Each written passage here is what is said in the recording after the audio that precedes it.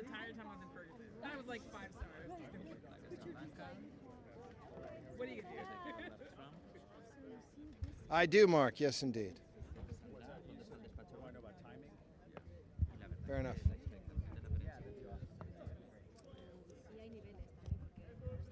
You bet. George, how you doing? 100%. 100%. I mean, it's unlike anything I've ever seen. Oh, it's beautiful. It's, in some ways it's a virus-killing day, you gotta hope, right? It's 70 degrees and breezy, and yeah, amen.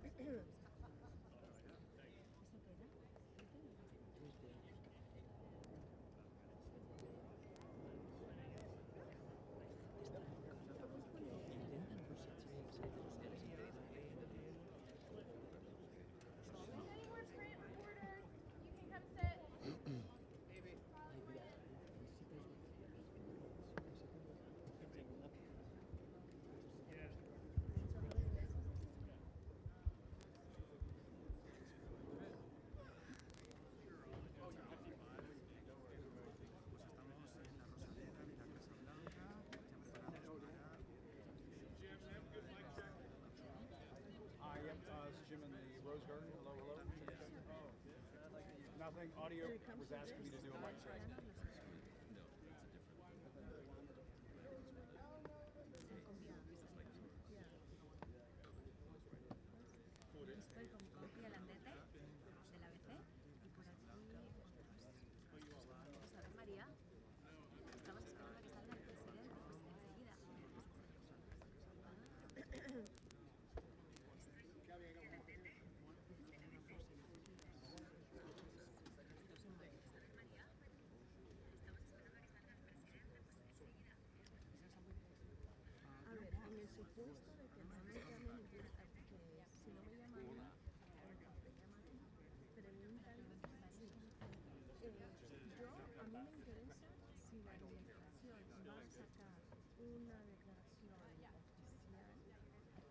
I am hearing that Dr. Anthony Fauci was asked to come down to this press conference. So we're waiting to see him show up. We haven't seen any other, top officials.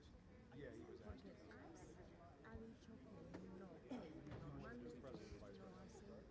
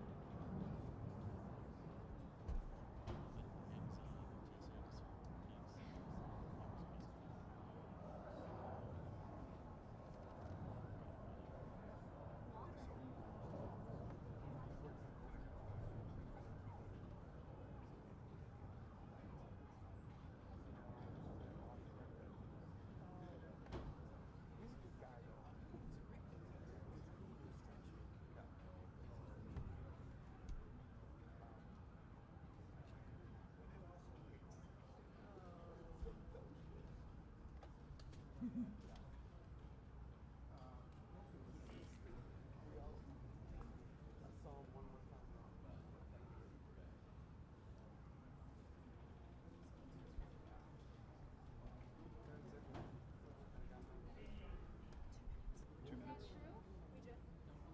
2 minutes.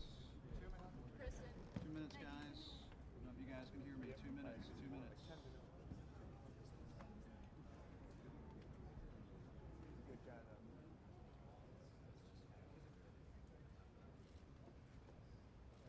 How's it looking with that 2-minute warning? Do you want me to?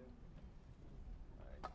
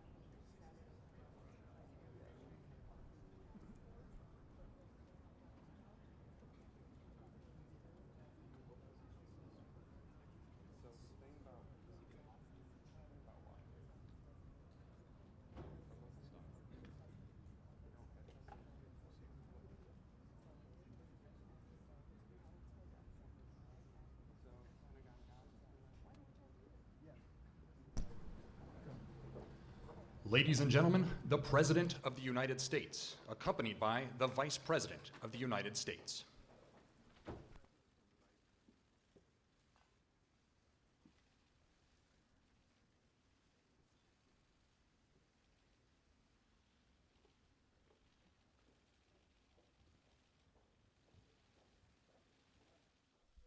Thank you very much, everyone. Thank you.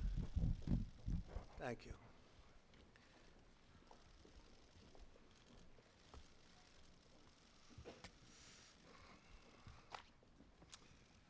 Beautiful day in the Rose Garden. Appreciate everybody being here. Today I'd like to provide an update to the American people on several decisive new actions we're taking in our very vigilant effort to combat and ultimately defeat the coronavirus. We've been working very hard on this. We've made tremendous progress. When you compare what we've done to other areas of the world, it's pretty incredible. A lot of that had to do with the early designation and the closing of the borders. And as you know, Europe was just designated as the hotspot right now, and we closed that border a while ago. So that was lucky, or through talent or through luck, call it whatever you want. But through a very collective action and shared sacrifice, national determination, we will overcome the threat of the virus. I also announced Wednesday night, following the advice of our medical professionals, who are doing a tremendous job, and we appreciate it very much, that we're suspending the entry of foreign nationals who have been to Europe in the last 14 days from entering the United States. Citizens, permanent residents, and our families, any of the families returning from Europe, will be subject to extra screening as well as self-isolation for a period of 14 days. As the World Health Organization confirmed today, many of the things that what we said were 100% correct, including our designation before them of Europe. Like our earlier very aggressive actions with China, this measure will save countless lives. I appreciate a number of the folks behind me, number of the people behind me said that that saved a lot of lives, that early designation. But it is only the beginning of what we're really doing, and now we're in a different phase. We had some very old and obsolete rules that we had to live with. It worked under certain circumstances, but not under mass circumstances. They were there for a long time. They were in place for a long time, and we're breaking them down now. And they're very usable for certain instances, but not for this. To unleash the full power of the federal government in this effort today, I am officially declaring a national emergency. Two very big words. The action I am taking will open up access to up to $50 billion of very important and a large amount of money for states and territories and localities in our shared fight against this disease. In furtherance of the order, I'm urging every state to set up emergency operation centers effective immediately. You're going to be hearing from some of the largest companies and greatest retailers and medical companies in the world. They're standing right behind me and side of me. I'm also asking every hospital in this country to activate its emergency preparedness plan so that they can meet the needs of Americans everywhere. The hospitals are very engaged. New York and various other places are also very engaged. I just spoke with Governor Cuomo. We had a very good conversation, and we're working very strongly with many states, including New York. The emergency orders I'm issuing today will also confer broad new authority to the Secretary of Health and Human Services. The Secretary of HHS will be able to immediately waive provisions of applicable laws and regulations to give doctors, all hospitals, and healthcare providers maximum flexibility to respond to the virus and care for patients. This includes the following critical authorities: the ability to waive laws to enable telehealth, a fairly new and incredible thing that's happened in the not so distant past. I tell you, what they've done with telehealth is incredible. It gives remote doctors visits and hospital check-ins, the power to waive certain federal license requirements so that doctors from other states can provide services in states with the greatest need.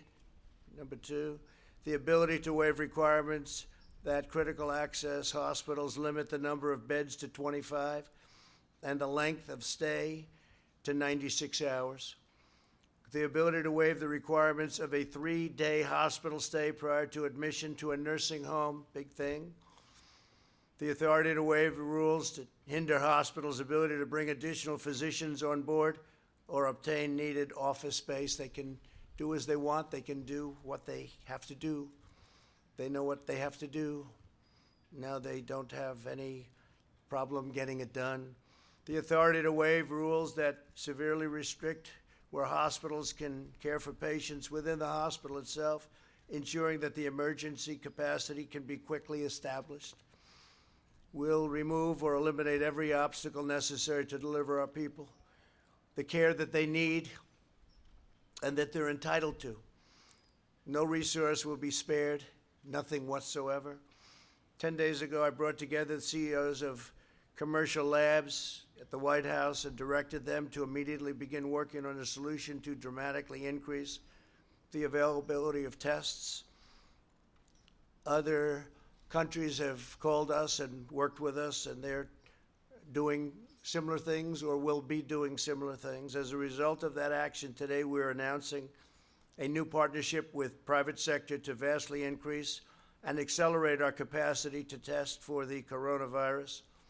We want to make sure that those who need a test can get a test very safely, quickly, and conveniently, but we don't want people to take a test if we feel that they shouldn't be doing it. And we don't want everyone running out and taking, only if you have certain symptoms. Using federal emergency authorities, the FDA approved a new test for the virus. We did this within hours after receiving the application from Roche, a process that would normally take weeks. We therefore expect up to 500,000 additional tests will be available early next week. We'll be announcing locations probably on Sunday night. I want to thank Roche, great company, for their incredible work. I'd also like to thank Thermo Fisher. The FDA's goal is to hopefully authorize the application within 24 hours. It'll go very quickly. It's going very quickly, which will bring additionally 1.4 million tests on board next week and 5 million within a month. I doubt we'll need anywhere near that. At the same time, we've been in discussions with pharmacies and retailers to make drive-through tests available in the critical locations identified by public health professionals. The goal is for individuals to be able to drive up and be swabbed without having to leave your car. I want to thank Google. Google is helping to develop a website. It's going to be very quickly done, unlike websites of the past, to determine whether a test is warranted and to facilitate testing at a nearby convenient location. We have many, many locations behind us, by the way. We cover this country and large parts of the world, by the way. We're not going to be talking about the world right now, but we cover very, very strongly our country. Stores in virtually every location. Google has 1,700 engineers working on this right now. They've made tremendous progress. Our overriding goal is to stop the spread of the virus and to help all Americans who have been impacted by this. Again, we don't want everybody taking this test. It's totally unnecessary. And this will pass. This will pass through, and we're going to be even stronger for it. We've learned a lot. Tremendous amount has been learned. I want to thank Deborah Birx, and I want to ask her maybe to come up and say a few words as to what's happening. Dr. Birx is a highly respected person I've gotten to know very well over the last 6 days. And what we've done is rebuilt something that was very old-fashioned, somewhat obsolete, certainly obsolete when it comes to the kind of numbers that we're talking about. Dr. Birx, please. Thank you, Deborah. Thank you, Mr. President. It's a pleasure to be here with all of you. I think you know at the beginning of this epidemic, HHS through CDC proactively developed an assay built on the existing flu surveillance system. That surveillance system was then converted to diagnostic system. But last Tuesday, seeing the spread of the virus around the globe, the President realized that our current approach to testing was inadequate to meet the needs of the American public. He asked for an entire overhaul of the testing approach. He immediately called the private sector laboratories to the White House, as noted, and charged them with developing a high-throughput quality platform that could meet the needs of the American public. We are grateful to LabCorp and Quest for taking up the charge immediately after the meeting, and within 72 hours, bringing additional testing access, particularly to the outbreak areas of Washington State and California, and now across the country. We are also very grateful to the universities and large hospital systems that took up the charge to develop their own quality tests, made available by new FDA guidance. This has resulted in expanded testing across New York, California, Washington, Colorado, and you see sometimes those drive-through options that have been made available through these high-throughput options. Following the meeting last week, major commercial laboratory equipment and diagnostic companies took immediate action to adopt and develop new testing systems. Last night, the initial company, Roche, received FDA approval, moving from request to development to approval in record time.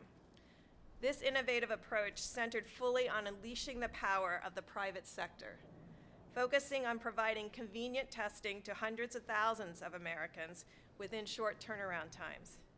In less than 2 weeks together, we have developed a solution that we believe will meet the future testing needs of Americans. I understand how difficult this has been. I was part of the HIV/AIDS response in the 80s. We knew from first finding cases in 1981, it took us to almost 1985 to have a test.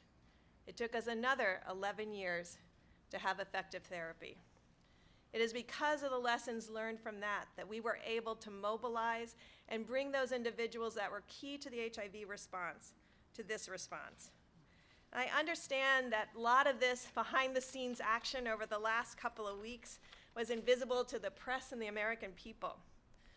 But this intense effort has not only resulted in innovative solutions, but an automated, high-throughput system bringing the availability of these quality coronavirus testing to the American people at unprecedented speed.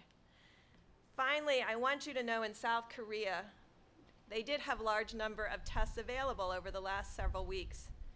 Their positivity rate is between 3 and 4%. With LabCorp and Quest expanded testing, their positivity rate is between 1 and 2%. So we want to also announce this new approach to testing, which will start in the screening website up here, facilitated by Google, where clients and patients and people of interest can go, fill out a screening questionnaire, move down for symptoms or risk factors, yes.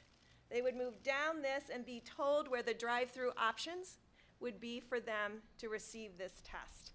The labs will then move to the high-throughput automated machines to be able to provide results in 24 to 36 hours. That is the intent of this approach. We have seen it work just in our own United States, and we want to bring this across the continent. Thank you very much.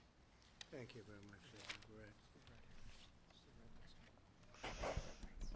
I'd like to maybe have Tony, do you want to come up? You've become I think everybody out here knows you pretty well, but Tony has been doing a tremendous job working long hours, and you've seen a lot happen, but this has been, it's been a great experience, and working with you has been terrific. Tony, please. Thank you very much, Mr. President.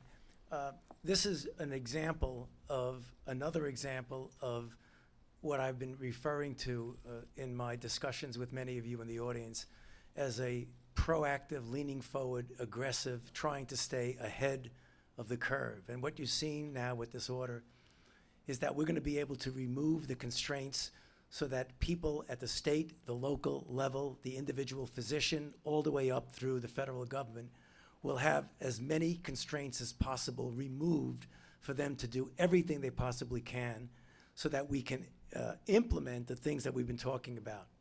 The containment, the mitigation, so that, as I've said many times, that curve that I refer to that goes up, we don't want to have that curve. We want to suppress it down to that small mound. And I think what we've done today is something that is going to be a very important element in having us be successful in doing that. We still have a long way to go. There will be many more cases, but we'll take care of that. And ultimately, as the President said, this will end. But what's going on here today is going to help it to end sooner than it would have. Thank you. Thank you very much, Tony. If I could, some of these folks we know, they're celebrities in their own right. They're the biggest business people, the greatest retailers anywhere in the world, and one of them is Doug McMillan from Walmart, and I'd like to have Doug, if you would, say a few words, wherever you may be. Good, Doug, please. When we got the call yesterday from the White House, we were eager to do our part to help serve the country, and given what we're facing, that's certainly important to do. We should all be doing that. So we've been asked to make portions of our parking lot available in select locations in the beginning and scaling over time as supply increases so that people can experience the drive-through experience that the President described. We'll stay involved and do everything we can from a supply chain point of view to be of assistance. Thank you, sir. Thank you very much, Doug. Appreciate it very much. I'll just stay right over here. And Richard, if you could come up, please. Richard, please. Walgreens, thank you. Yep. Thank you, Mr. President. And similar to Doug and Walmart, we're happy to stand in here and help in communities all across America, because a lot of times when we have natural disasters, our stores are a beacon in the community, and this situation is no different. So we look forward to partnering with the CDC, the administration, HHS, and the task force, and specifically to the Vice President's doing such a fantastic job. We're ready to engage and help. Thank you. Thank you very much. Great job. Thank you very much. Brian Cornell, Target. Thank you, Brian. Thank you, please. Well, Mr. President, thank you for inviting us here today, along with our colleagues from Walmart and Walgreens and our partners at CVS. Normally, you'd view us as competitors, but today we're focused on a common competitor, and that's defeating the spread of the coronavirus. And we look forward to working with the administration to do our fair share to alleviate this growing threat. So thank you for including us today. In the near term, we're all committed to making sure we're keeping our stores open to serve the American consumer who's rapidly stocking up on household essentials, key food and beverage items that they need during this time, making sure we run safe stores and create an environment that's safe for our team members, making sure that they feel supported during this very critical time. So thank you for including us. Thank you very much. Great job. Is Tom here? Tom Poland? Tom Poland, please. Thank you, Mr. President. As CEO of Becton Dickinson, we're one of the leading providers of medical devices as well as collection products for testing of coronavirus. We're ramping up our manufacturing capacity to ensure that the right collection devices and testing equipment are ready to address this issue. Thank you, Mr. President. Thank you very much, Tom. Great job you've done. Stephen Rakowski, Quest Diagnostics, please. Great job. Thank you very much. Thank you very much. Thank you, Mr. President. So as mentioned, we were called with the leadership of the Vice President last week to come together as an industry. And we took advantage of that opportunity to work with the FDA, to work with the Center for Disease Control. And we are up and running with tests in a number of our facilities. As the President mentioned, we now have capabilities from Roche Diagnostics that we will bring into our facilities this weekend. And I know myself and my colleague at LabCorp will be doing the same. So the capacity available to the American public to support this action with consumers will be considerably increased in the next few weeks. Thank you, Mr. President. Thank you very much. I appreciate it. Thanks. And Matt Sauce, please, of Roche. Matt, thank you, Matt. Thank you, Mr. President. So from Roche, we want to thank the FDA for their rapid approval of our coronavirus test. We really appreciate the partnership with the CDC and the FDA to get that to market as fast as possible, because it's critical for us to make that available to help patients in need, and working with laboratories to get it up and going in the near future, which will bring hundreds of thousands of tests available to patients in need in the United States. So thank you. And you can do it. You can do it. A great company. David Pierre of Signify Health, please. Thanks, David. Thank you, Mr. President. We are the largest house call provider in the U.S., and we go to the homes of the most vulnerable elderly. And through our network and our logistics engine, we stand ready to help and provide our clinicians to be where they're needed, whether they're in retail clinics or in the home, and we're here to assist. Thank you very much.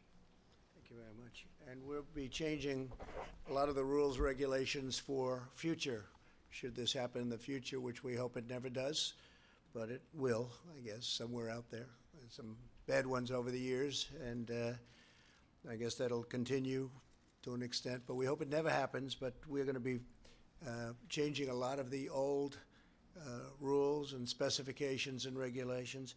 Adam Schechter, who's really been of tremendous help. LabCorp, please. Adam. Thank you, Mr. President. At LabCorp, we're working every second of every day to increase the number of tests that we can run. We're working with academic medical centers, with our colleagues at Quest, with other hospital and other laboratories to ensure that we do everything we can to increase the testing as we move forward. And I can tell you, we understand how important the testing is, and we are committed to doing everything possible. Thank you very much. Great job. Thank you. Thomas Moriarty, CVS. We all know CVS. Thank you. Thank you, Thomas. Thank you, Mr. President. We have been focused since the start of making sure our patients and the customers we serve have the information they need, the safety they need as well. We are committed to working with the administration and local public health officials to make this work as well. And thank you, sir, for the honor. Thank you very much. Thanks. Great job. And Bruce Greenstein, LHC Group, tremendously talented people. Thank you very much. Mr. President, thank you for the honor of being here. And the home health industry has been treating patients and seniors in the safety and comfort of their own home for decades. We're very proud to be part of the equation for testing in their own home.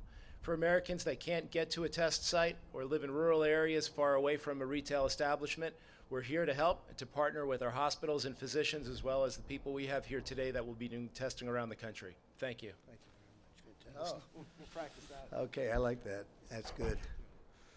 We're also announcing the following emergency executive actions today. To help our students and their families, I've waived interest in all student loans held by federal government agencies, and that will be until further notice. That's a big thing for a lot of students that are left in the middle right now. Many of those schools have been closed. Based on the price of oil, I've also instructed the Secretary of Energy to purchase, at a very good price, large quantities of crude oil for storage in the U.S. Strategic Reserve. We're going to fill it right up to the top, saving the American taxpayer billions and billions of dollars, helping our oil industry and making us even further toward that wonderful goal which we've achieved, which nobody thought was possible, of energy independence. It puts us in a position that's very strong, and we're buying it at the right price. And that's something that would have not even been possible a week ago.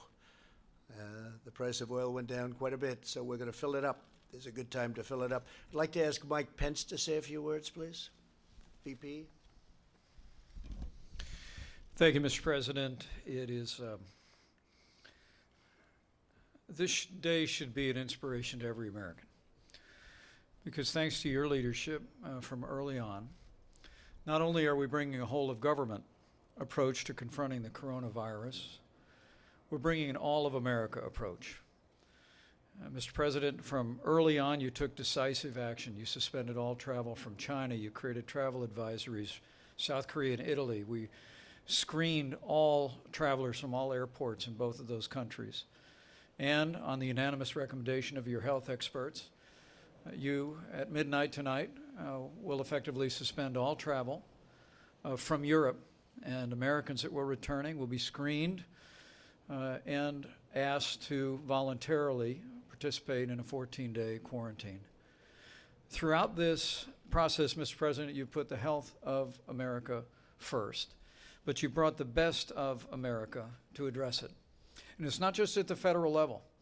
As you said, Mr. President, we've been working with states across the country. We issued broad guidelines from CDC for every American. But this week, at your direction, we tailored specific recommendations from CDC for New York, Washington State, California, Massachusetts, and Florida. And we've been in continuous contact, as you said, with governors around the country. And Mr. President, you have forged a seamless partnership with every state and every territory in this country to put the health of our nation first. But today, I trust that people around the country that are looking on at this extraordinary public and private partnership to address the issue of testing with particular inspiration. After you tapped me to lead the White House Corona Task Force, Mr. President, you said, this is all hands on deck. And you directed us to immediately reach out to the American business sector, commercial labs, to meet what we knew then would be the need for testing across the spectrum. And today, with this historic public-private partnership, we have laid the foundation to meet that need. For Americans looking on, by this Sunday evening, we'll be able to give specific guidance on when the website will be available. You can go to the website, as the President said. You'll type in your symptoms and be given direction whether or not a test is indicated. And then at the same website, you'll be directed to one of these incredible companies that are going to give a little bit of their parking lot so that people can come by and do a drive-by test. And Mr. President, I want to join you in thanking Walmart and CVS and Target and Walgreens. These are companies that are synonymous with communities large and small, where people come together, and now they're going to come together to meet the needs of the American public. These commercial laboratories, LabCorp and Quest and Roche, have just done an incredible job stepping forward, and they're going to literally make hundreds of thousands of tests available and being processed with results to patients in the very near future. But it's all a result of you tasking us with bringing together not just government resources, which all state labs can now test across the country. CDC is testing. But you said, Mr. President, that we wanted to bring all the resources of the country together, and that's what this partnership really means. You know, the truth is that we have coronavirus cases now in 46 American states. And while the risk of serious illness of the coronavirus remains low, we want to encourage every American to practice common sense, practice good hygiene, go to the CDC's website to see what the guidance is for your community or for the American people broadly. And as the President has said, it's especially important now that we look after senior citizens with chronic underlying health conditions. Last week, the President directed the Center for Medicaid and Medicare Services to raise the standards at our nursing homes, increase inspections at our nursing homes. And today we're offering very specific guidance, which Seema Verma will articulate, about visitations at nursing homes. It's important to remember that they were there for us when we were growing up, Mr. President. They helped us with our homework. They tucked us in at night. They cheered us on as we pursued education, cheered us on in our careers, and now it's time for us to be there for them and to recognize that seniors with chronic health conditions are the most vulnerable, and Americans can make a difference. So wash your hands, use common sense, look after the most vulnerable, and Mr. President, I know I join you in saying that every American should be proud of this incredible public-private partnership that's going to be speeding access of testing to millions of Americans in the weeks ahead. And together, as you've said many times, together we'll get through this. Together we'll put the health of America first. Thank you. Seba, where's Seba? I'd like you to maybe take that a step further, please, on nursing homes. Thanks. Thank you. Well, thank you to the President for the declaration. It allows my agency, CMS, that runs Medicare and Medicaid and has oversight of all of the nation's healthcare facilities, to suspend regulations that could get in the way of treating patients during this time. These temporary national blanket waivers are reserved for the rarest of circumstances, and they represent a massive mobilization of our country's resources to combat this terrible virus. And the flexibilities we are offering will be a godsend to the providers, clinicians, and facilities on the front lines of this fight. And later, CMS is going to be issuing guidance directing nursing homes to temporarily restrict all visitors and non-essential personnel, with a few exceptions such as end-of-life situations. We fully appreciate that this measure represents a severe trial for residents of nursing homes and those who love them, but we are doing what we must to protect our vulnerable elderly. Thank you. As I said in my address to the nation the other night, all Americans have a role to play in defeating this virus. Our most effective weapon right now is to limit the damage to our people and our country and slow the spread of the virus itself. The choice we make, the precautions we put into place are critical to overcoming the virus, reducing its spread, and shortening the duration of the pandemic, which is what it is. The CDC has published guidelines on the coronavirus.gov to enable its coronavirus.gov, and it's very heavily used right now, I will say, to enable every American to respond to this epidemic and to protect themselves, their families, and their communities. While the risks to young and healthy Americans remains very low, we've learned a lot about this over the last 2 weeks. Anyone can be a carrier for the virus and risk transmission to older Americans and those with underlying health conditions, and those who are most at risk. They have not done very well. Older Americans who are, especially if they have a health problem, they have not done well. We must take all precautions and be responsible for the actions that we take and that we see other people take. We want to prevent the spread and transmission of the disease. It's incredible what's happening with the sporting world, where so many of the great sports that we've gotten so used to at this time of the year, they're not going to be meeting, and they've done a great service, actually, but that would be another way that it could be, problems could be caused. But this is why I outlined on Wednesday night my administration's the fact that we've issued a requirement suspending all medically unnecessary visits to various places, but in particular nursing homes. We should all be working off the same playbook when it comes to protecting Americans. We have to. We need to be consistent in adopting measures to limit the spread of the virus. The virus is the same whether it's spreading in cities, towns, or rural communities. The tools and tactics for attacking it are similar no matter where you go. No matter where you go. You have some hot spots throughout the world right now that people would have never thought possible, and they're being very seriously affected. Key among these efforts are breaking chains of transmission between people. These measures have been adopted by many companies, universities, and schools, and we want to protect the safety and the health of their employees and their students. I encourage everyone to follow the guidelines we've issued by CDC and these common sense measures. A lot of it's common sense.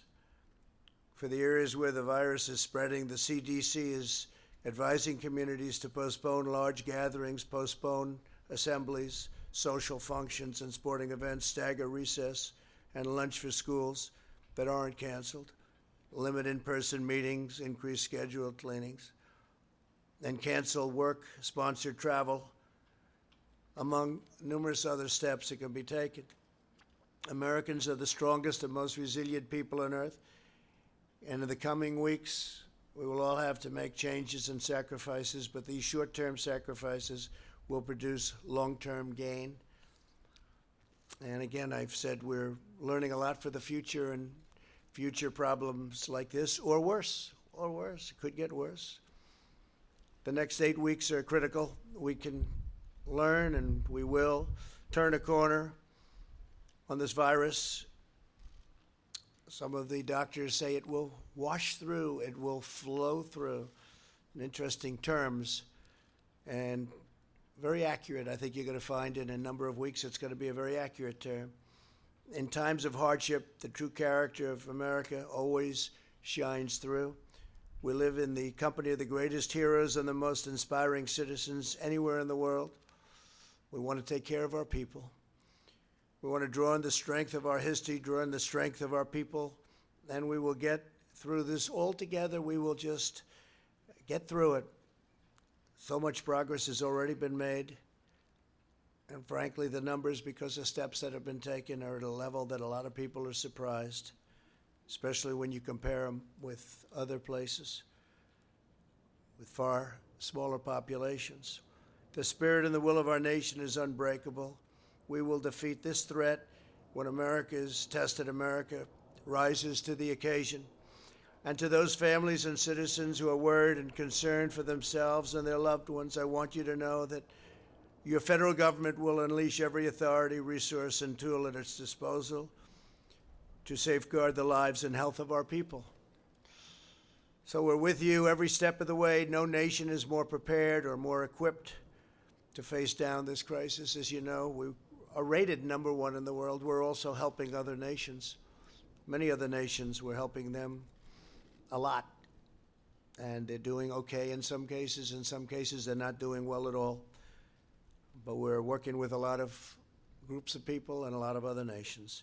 With faith and heart and hope and love and determination, we will succeed, we will prevail, we will be very, very successful, and we'll learn for the future. Thank you all very much. If you have any questions, we can take some. Go ahead, John, please. And if you'd like to ask some of the folks up here, would be fine, please. Sure. Mr. President, where are you with the House bill? Yesterday we talked to you in the Oval Office. You were opposed to it. What has happened since then, and what's the holdup on that? Well, we just don't think they're giving enough. We don't think the Democrats are giving enough. We're negotiating. We thought we had something, but all of a sudden they didn't agree to certain things that they agreed to. So we could have something, but we don't think they're giving enough. They're not doing what's right for the country. And if I could ask Dr. Fauci? Go ahead, please. Thank you, Mr. President. You just mentioned waiving interest for student loans. Yeah. You talked about buying oil from the SPR or adding to the SPR. What other specific targeted measures is your administration thinking about taking? The Treasury Secretary, Steve Mnuchin, said today that you're just in the second inning of things that you might be undergoing. That's true. And we are looking at many different things, as you know. You know some of them. They've been written about very widely. But we're going to be releasing a paper in about 2 hours stating quite a few other steps. Very important ones. Please, go ahead. What, sir, if you wouldn't mind? Please, go ahead. Thank you so much, Mr. President. I want to know if you are in contact with the Brazilian President Bolsonaro after a member of his delegation who was with you Saturday was tested positive. And also, I want to ask another question, if you let me. Senators Lindsey Graham and also Senator Rick Scott are self-isolating. Are you planning to take any kind of precautionary measure to protect you and also your staff who was there with him? We have no symptoms whatsoever. And we had a great meeting with the president of Brazil, Bolsonaro, great guy, very tremendous. He's doing a fantastic job for Brazil. And as you know, he tested negative, meaning nothing wrong this morning, and we got that word too. Because we did have dinner with him. We were sitting next to each other for a long period of time. But are you in contact with him over the coronavirus No, crisis? We're talking about it country to country, but we did discuss if he had a problem. It was reported that he may have it, and he doesn't, fortunately. So much, Mr. President. Dr. Fauci said earlier this week that the lag in testing was, in fact, a failing. Do you take responsibility for that? And when can you guarantee that every single American who needs a test will be able to have a test? What's the date of that? Yeah, no, I don't take responsibility at all because we were given a set of circumstances and we were given rules, regulations, and specifications from a different time. Wasn't meant for this kind of an event with the kind of numbers that we're talking about. And what we've done is redesigned it very quickly with the help of the people behind me.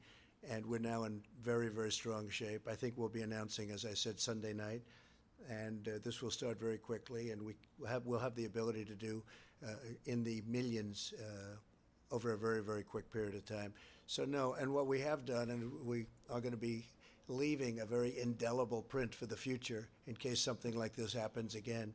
But it was and that's not the fault of anybody, and frankly, the old system worked very well for smaller numbers, much smaller numbers, but not for these kind of numbers.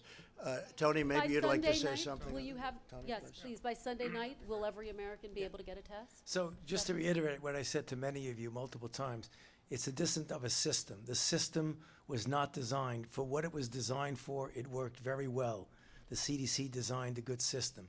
If you want to get the kind of blanket testing and availability that anybody can get it, or you could even do surveillance to find out what the penetrance is, you have to embrace the private sector. And this is exactly what you're seeing because you can't do it without it. So when I said that, I meant the system was not designed for what we need. Now, looking forward, the system will take care of it. Mr. President, And with respect, interestingly, if you go back, please, if you go back to the swine flu, it was nothing like this. They didn't do testing like this, and actually they lost approximately 14,000 people, and they didn't do the testing. They started thinking about testing when it was far too late.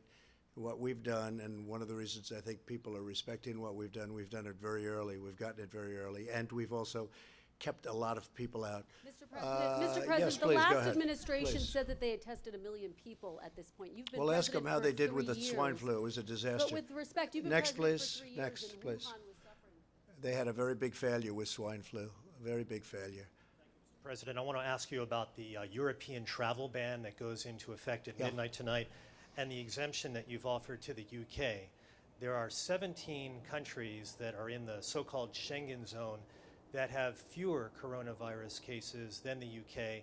And just in the past 24 hours, the UK has added 208 coronavirus cases to their total. Why do they, Mr. President, deserve an exemption? And would you consider adding them to this travel ban list? Well, that was recommended to me by a group of professionals, and we are looking at it based on the new numbers that are coming out, and we may have to include them in the list of countries that we will, you could say, ban or whatever it is during this period of time. But yeah, the numbers have gone up fairly precipitously over the last 24 hours, so we may be adding that. And we may be adding a couple of others, and we may frankly start thinking about taking some off. Go ahead. Thank you, Mr. President. I'm a correspondent with Hong Kong Phoenix TV. You have mentioned that the number in China has been decreasing, and China has made tremendous progress in the past weeks. Sure. I'm wondering how much confidence does this give you to control the virus in the United States? And do you see the data China has been sharing with the United States has been helpful? I think it has been helpful. We've been working very much with China. I've spoken, as you know, with President Xi. They went through hell, and their numbers are starting to look very good. They're really looking very good. We're very happy about that. We are sharing data, yes. In fact, we're sharing quite a bit of data, including the fact that some of our pharmaceutical companies are working over there right now with large groups of people. Yeah, go ahead, please. Thank you, Mr. President. You spoke with Canadian Prime Minister Trudeau yesterday. Yes, did you discuss the potential closing of the border between Canada and the U.S.? And by extension, are you considering ways to salvage the $2 billion daily trade between the two countries? So we didn't discuss the border. We've had a very good relationship, just about finished with the USMCA, as you know. He called me to tell me that. I think that was the primary reason for the call. At the time, his wife had not been diagnosed, and she's a lovely lady, wonderful lady, great lady.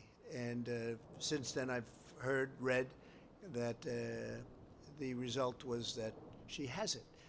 And I was a little surprised. I think he was surprised also. We did discuss it prior to. She's going to be fine, but he thought that she would not most likely have the virus. Unfortunately, she does. But we didn't discuss the border yesterday, no.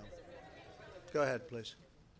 If you have any questions for these great geniuses up here, you should, even a business question related to what we're talking about. Mr. President, Ross Palumbo from ABC News Miami. As a relatively new Floridian, what is your message today to the cruise line industry and the travel industry that Florida depends upon? And since Senator Rick Scott and Miami-Dade Mayor Carlos Jimenez have the same exposure as you and they are self-isolating, what's your message to them that they shouldn't be? Well, I don't know that I had exposure, but I don't have any of the symptoms. And we do have a White House doctor, and I should say many White House doctors, frankly. And I asked them that same question, and they said, you don't have any symptoms whatsoever. And we don't want people without symptoms to go and do the test. The test is not insignificant. As far as the cruise line business, we're with them all the way. It's a great business. It's a great U.S. business, frankly. And I know how important they are to the country. That includes airlines, but the cruise line business obviously was hit very hard. We had a tremendous success out in Oakland where we moved it.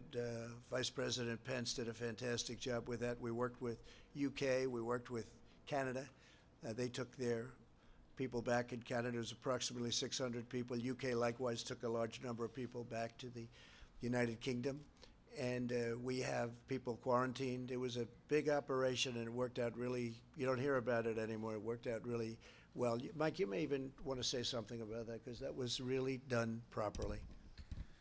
Well, thank you, Mr. President. And that program with the Grand Princess, the ship, is continuing to be administered in the highest standards, orderly way, as the President directed. And Americans that needed treatment have received them. I spoke to the governor of Iowa today, and some of those who now have been cleared are able, in proper supervision, to be returning to Iowa. They're making arrangements for them to do that. Others in Texas, others in Georgia. Again, it's another example of the extraordinary cooperation. Governor Abbott, Governor Gavin Newsom, Governor Brian Kemp of Georgia. But to add to that, the President directed me last Saturday to travel down to Miami. We met with all the leaders of the cruise line industry. Several cruise lines have announced a 60-day pause in operations. Our Department of Homeland Security has praised them for doing that because of the unique health challenges, particularly presented to seniors with underlying conditions.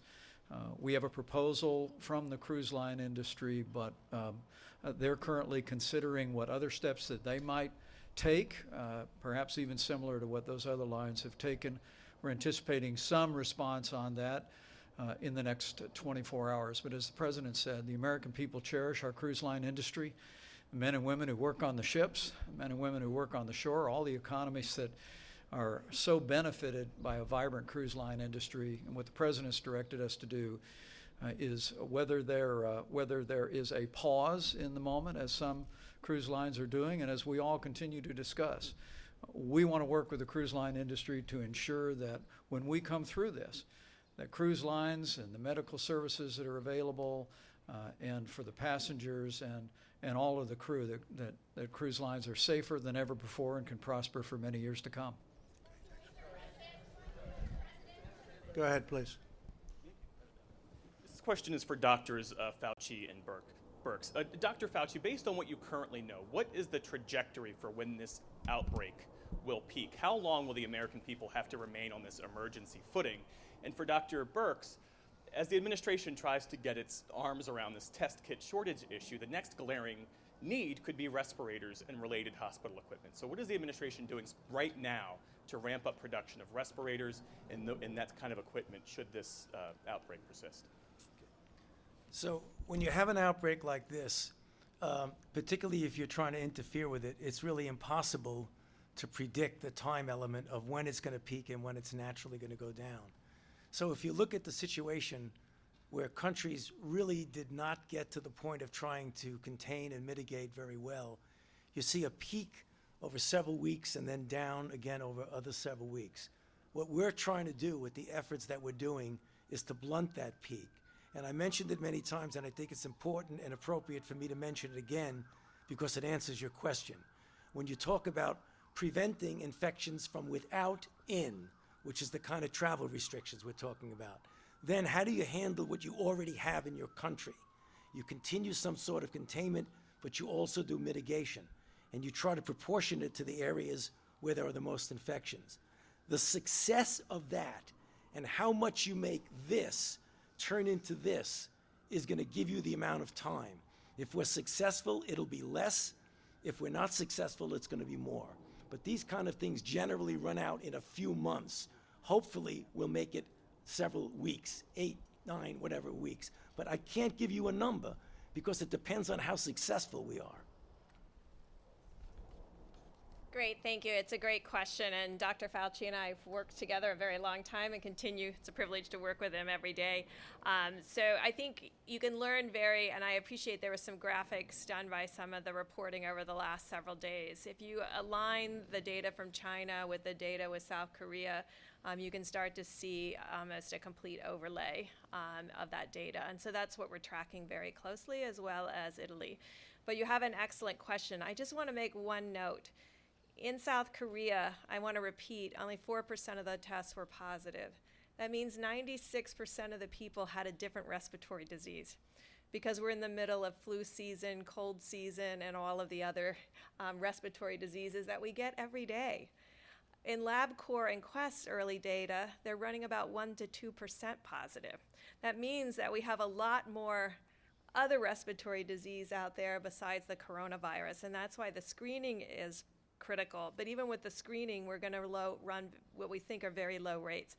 Needless to say, though, we're taking it extraordinarily seriously to plan for what could come. Not what Dr. Fauci talked about, blunting the curve. That makes it much less high need at that peak of the curve that we're all planning for. So we're in full inventory of all of our assets by the president unlocking and this emergency order and the Secretary of HHS's ability. It unlocks all of those stockpiles, those needs, what the VA has, what the DOD has, what the National Guard has, and what every hospital has. And the hospital emergency preparedness plan allows them to defer elective issues to keep those hospital beds open for those who might need it. So we're in full planning mode for each of those things. And I might add that we are in the process, and in some cases have already done it, ordered a large number of respirators just in case. We hope we don't need them, but we've ordered a large number. Yeah, go ahead, please. Thank you very much, Mr. President. In your speech to the nation, you mentioned the situation in China and South Korea have improved, and you're thinking about remove the restrictions, also the warning in place right now. When can we expect that announcement, and how do you see the overall progress that Asian countries made? Well, some are making progress, some are not, as you know, but some are making progress, and as they make progress, as they get down to the number that we all think is right, that they know is right, we know is right, we'll be opening it up. And some are really moving along rapidly. We hope to be able to open things up as quickly as possible. Go ahead, please. Go ahead. President,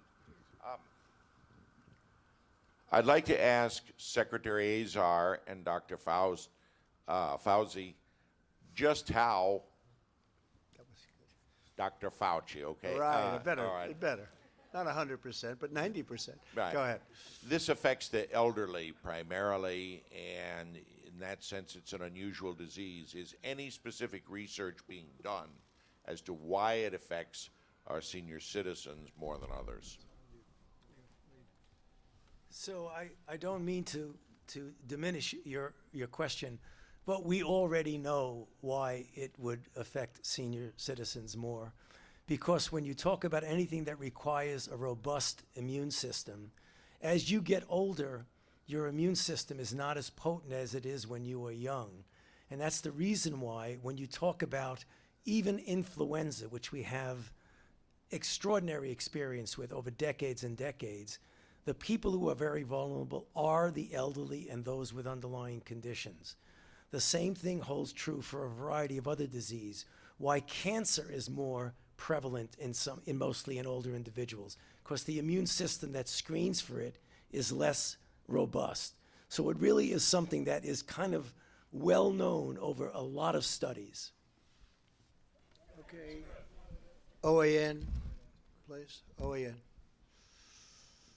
Mr. President, so the Chinese officials are expressing some tones of discontent with how where the source of this virus has come from, and they're spinning some odd narratives. What are your response to the Chinese officials who are doing that, and have they signaled any kind of resistance to upcoming trade talks in response to how we're handling this No, we virus? have our deal with China. They're going to be buying $250 billion worth of goods and $50 billion from our farmers, and it's a great deal for our country. It's about time somebody did that. And frankly, phase 2 will start negotiating. I did read one article, but I don't think that article was representative, certainly not in my conversations with President Xi. And they know where it came from. We all know where it came from.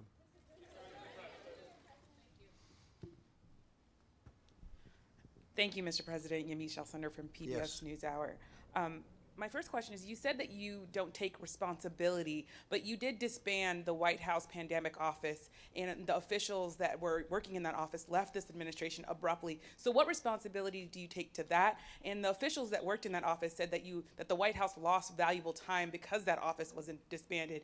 What do you make of that?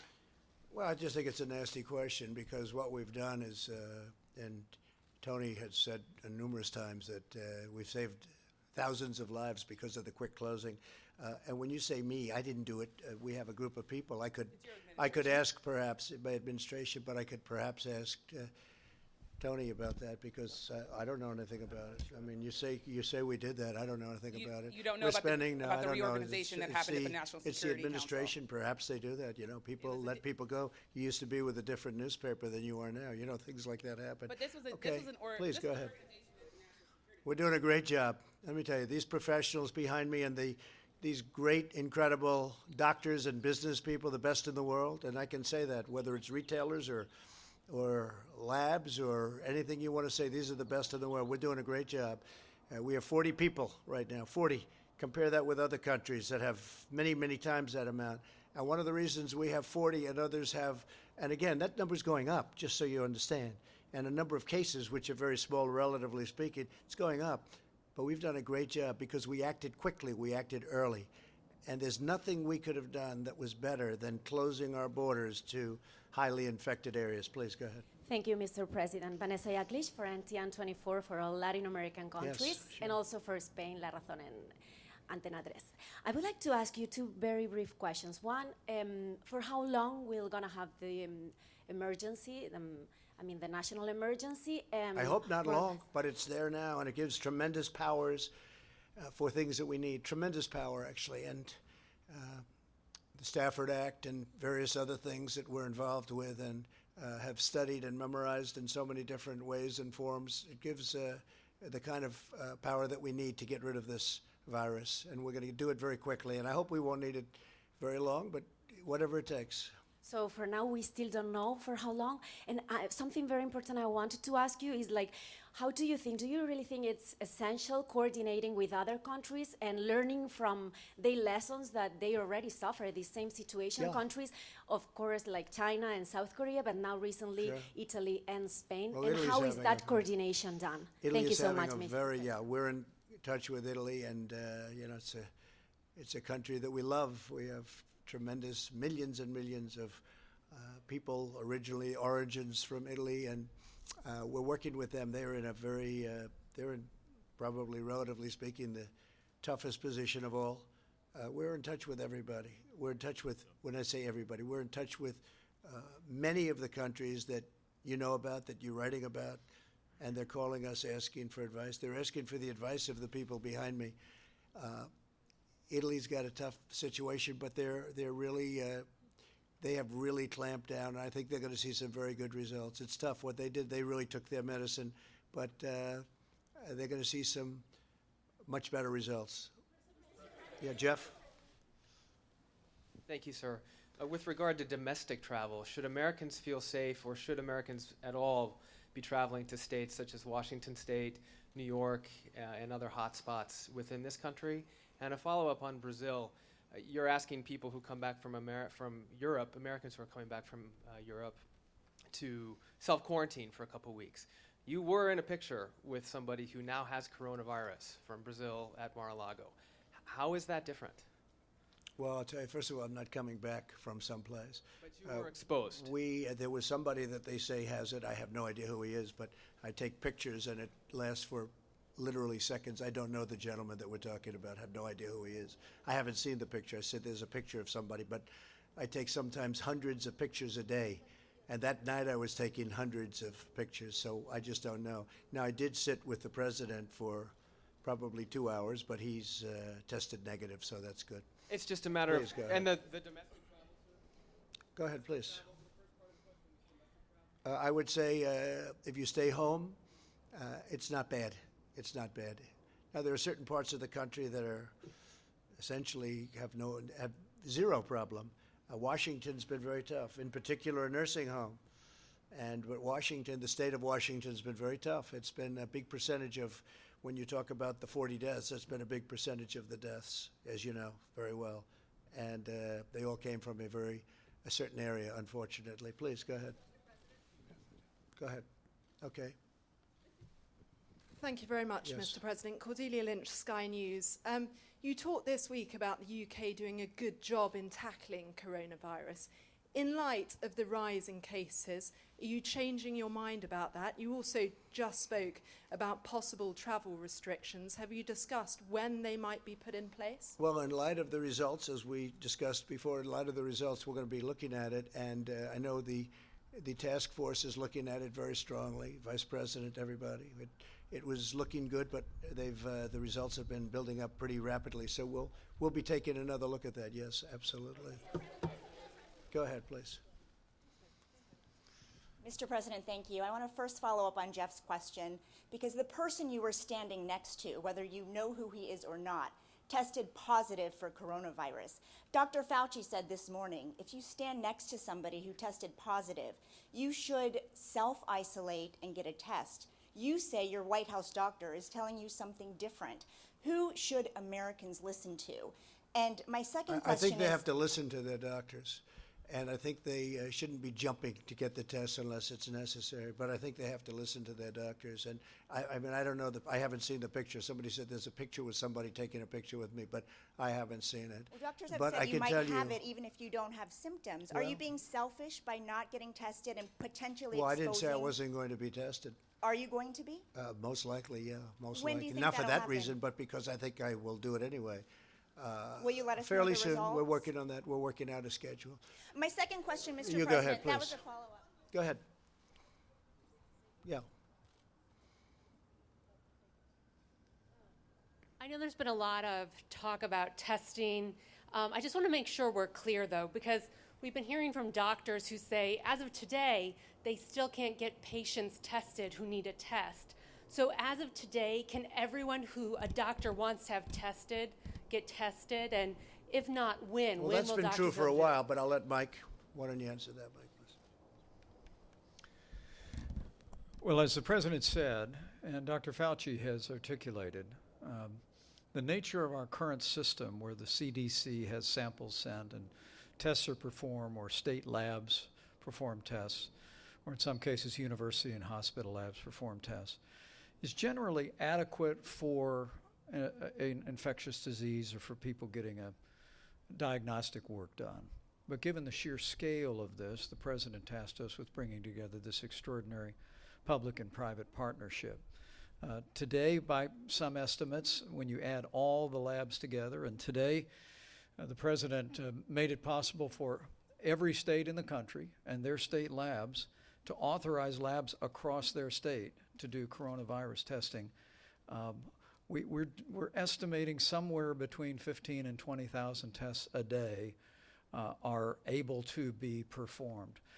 But very soon, with the program that was announced today, Americans will be able to visit one of the sites closest to them, as described on the website, if they're symptomatic, if the questionnaire indicates it, be able to have a test there, and these incredible companies will process the test and they'll receive that information. But for now, the best advice that we can give for people is to speak to their doctor, as the President just said. And if the doctor indicates that physician, if it's not a university, hospital, or otherwise authorized lab, can contact the state lab. Again, every state lab in the country can perform tests today. But what the President charged us with when I was tasked to take over the White House Coronavirus Task Force was open up tests all across the country. The President said a few days ago that we made it clear that any American that wanted to get a test would be able clinically to get a test. Because I literally heard from the governor of Washington State who said the doctors in Washington State were saying that if you were only mildly symptomatic, they would not order a test. And fortunately, the President directed CDC to clarify that. Now, anyone in consultation with their physician, regardless of their symptoms, can request a test, and their doctors will contact those agencies, those labs in their state. But very soon, Americans will be able to go to these drive-in sites and be able to obtain and participate in a test. Dr. Birx, is there more to amplify that? No, I think that's perfectly said. I think just to review once more time about the testing. With LabCorp and Quest, I think many of you have been to doctor's office and seen the little boxes outside. What they do is they deliver both the specimen collection piece, because remember it's a nasal swab, it's not a tube of blood. So they've delivered that to doctor's offices and hospitals, and then they will arrange to pick that up. The important piece in this all is they've gone from a machine that may have a lower throughput to the potential to have automated extraction. I know you don't want all these details, but it's really key for the laboratory people. It's an automated extraction of the RNA that then runs in an automated way on the machine with no one touching it, and the result comes out of the other end. So sample to machine to results. That cuts out a lot of the manual pieces that were happening that were delaying the test results. And so with that, what's the timeline like from when you're tested to when you get results? Like next week, what should people expect? Well, with the prior testing, it was taking several days because the test is slower. We believe with this test, because of its throughput, that the testing can be from start, remember it has to transport, to the laboratory that will run it. And then we're hoping that all can be finished within 24 hours, which is very similar to other tests that you received today. These are not point-of-care tests. We are working on point-of-care tests, but we have to realize point-of-care tests take 6 months or more to develop. So we're not waiting for those. We're still diagnosing this on nucleic acid. So it's an antibody. This is actually the antigen, the actual virus in your nose that we're amplifying. I think you have to remember, though, we're working very closely with states, and so you have a smaller form and more targeted form of government going in and doing it, like in New York, where the relationship is very good, like Gavin Newsom, where he made some very complimentary, that's California, he made some really complimentary comments the other day about how we're working together. We worked on the ship together, but we worked on a lot of other things together having to do with this. And we're really, the relationship that we have, I can't think of a bad relationship. We're helping them. We're funding them in some cases, depending on what it is you're talking about. And we're all working together very closely. So we've done really, I think, a tremendous job of teamwork with the different states. All right, one or two more. And if you have questions for these folks, does anybody have a question for the folks up here? Who has a question up here? You have? Okay, go ahead. If you have a question, go ahead. Thank you. I have one for you as well. I thought. I know No, but you I do asked. have one for them because I haven't heard this I was waiting yet. for that. Go ahead. Because I haven't heard this yet. Ask them first, please. Yes, I will. Okay, with regards to the CEOs, can you please tell us when you expect to see items like hand sanitizer that have been going out of stock very quickly back on the shelves? There have been a lot of reports about that. And for you, Mr. President, could you talk about a potential bailout for the cruise industry? You had suggested that could happen. Is that something you're still looking at, and how much would that be?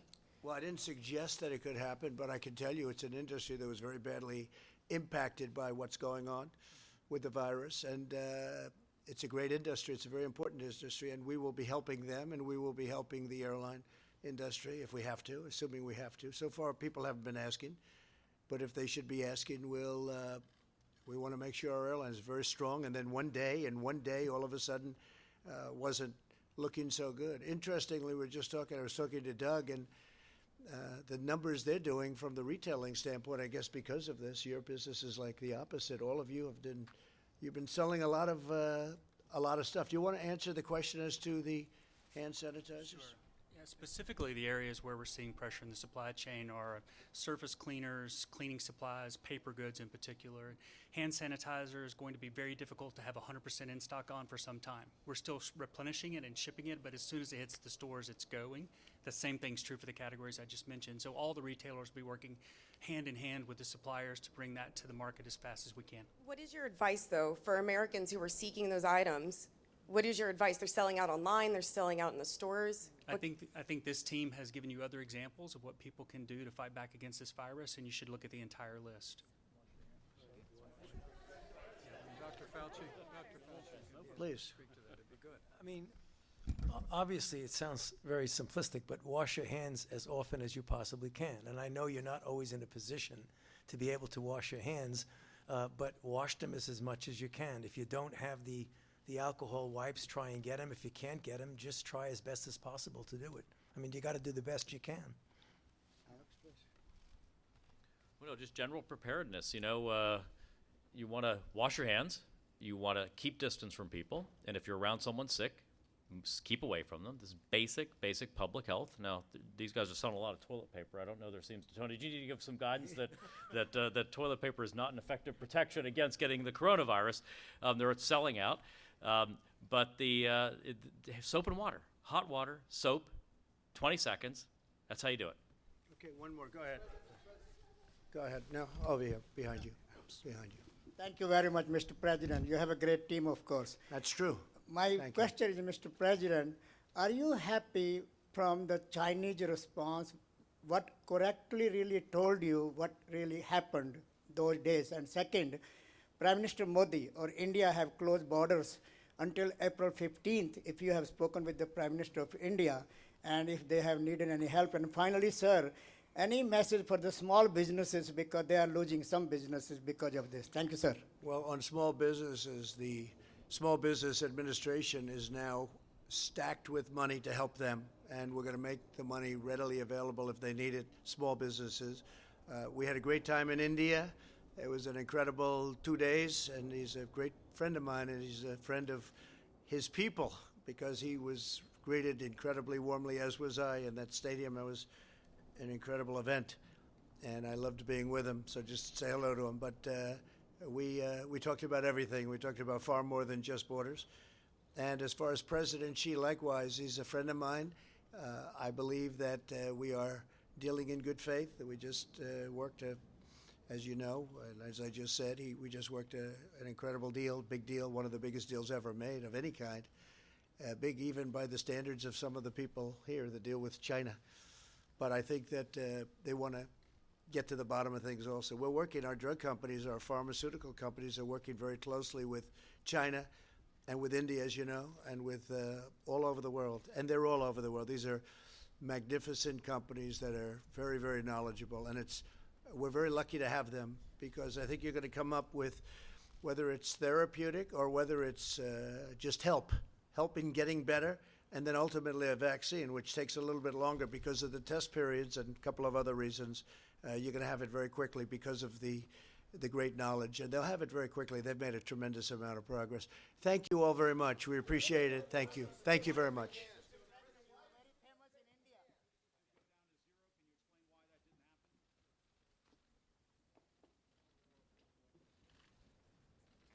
Schools will close from 12:01 a.m. Tuesday, March 17th through 12 p.m. Friday, April 24th.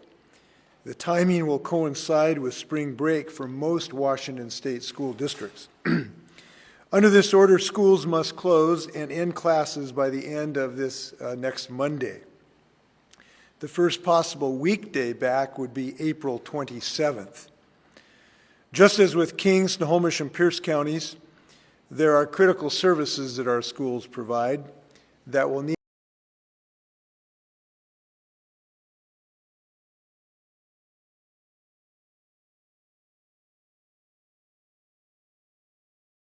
to think through together. And we may need some help from the private sector here too, because it can't all just be, city money. But these are civic assets, and to the degree that everyone can pitch in, including the private sector, to help mitigate some of the losses that are going to occur in this very, very important sector. We're trying to build a creative economy here. I'm about to give my State of the City address whenever I do give it, given the circumstances here on the creative economy, and we don't want to lose our assets before we start talking about gaining more assets. And obviously, this is all a circumstance, but I want to make sure we pay attention to that, and it shouldn't all be on the city's dime here. We need help from the other sectors of the community as well. Okay, thank you. Thank you very much.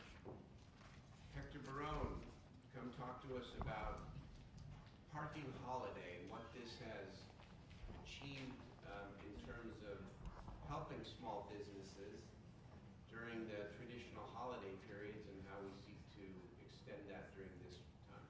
Mayor and Council, Hector Barone, Assistant City Manager. So the proposal would be to allow free parking on weekdays after 4:30 and all day on Saturday and Sunday. Now this is very supportive of our local businesses and small businesses throughout our downtown. We can implement this today if the council directs that staff. I did want to highlight to the council that there will be a little lag in terms of what the meter says. We're programming those meters so that they can display that it's free parking at those times. But what we won't be doing is we won't be enforcing at the meter during these specific times. We will be enforcing all other parking code violations. So this should be pretty straightforward, Mayor. It's all on-street meters providing free parking during the time that the council does. Question is, I'm going to turn it over to Councilman Hanson to talk about this, and I have a question if he hasn't raised it. So go ahead. You want to go first, Mayor? I'm just the question's been raised about the Golden One Center and our obligation under the parking fund to pay off some of the debt. I understand that. I just wanted to get it on the record. This does not affect our repayment on our Golden One Center obligation. It does not. In fact, when we looked at what the potential dollar value is, it's less than 1% of our overall parking revenue. I did want to inform the council that we are seeing parking revenue trends that are a little lower than expected, about 9% plus or minus for the last 30 days. Unpredictable what's going to happen over the next few days. In the overall scheme of things, this is a small percentage of our overall parking revenue. Okay, thank you, Councilman Hanson. Thank you, Mayor, and thank you for embracing this recommendation along with Mr. Chan and our parking team. Matt Ironman and his folks are awesome, so thank you, Hector. Again, a lot of this is informed by what we saw during the Great Recession, where streets were empty, restaurants were empty, and it had a huge pervasive negative impact on businesses, workers, and we want to get ahead of that. So one of the big messages is, much like we do at the holidays, this parking holiday says to folks, come downtown, shop, dine, keep your social distance, but enjoy. And it's not lost on most of us that it's St. Patrick's Day weekend coming up. While the parade has been canceled, there are many wonderful restaurants that have prepared to do specials, meals, all of that. I think that this will go in tandem with the program being